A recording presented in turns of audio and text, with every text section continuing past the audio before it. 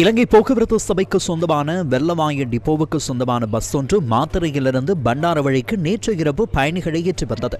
பயணிகளை இறக்கிவிட்டு இன்று காலை முனராங்கலை நோக்கி புறப்படவிருந்த நிலையில் பஸ்ஸின் சாரதி நேற்று இரவு 8:30 அளவில் பஸ்ஸை பண்டாரவழி பஸ் தரிப்பிடத்தில் நிறுத்திவிட்டு சென்றுள்ளார். இதனையடுத்து இன்று காலை பஸ் நிலையத்தில் இருந்த பஸ் காணாமல் போயிருந்த நிலையில் இது தொடர்பில் பஸ்ஸின் சாரதி பண்டாரவழி போலீசாருக்கு முறைப்பாடு செய்துள்ளார். தொடர்ந்து மக்கள் வழங்கிய தகவல்களை அடிப்படையாக கொண்டு விசாரணைகளை முன்னெடுத்ததன் அடிப்படையில் குறித்த பஸ் தியத்தலாவை பகுதியில் கண்டுபிடிக்கப்பட்டதாக போலீசார் தெரிவித்தனர்.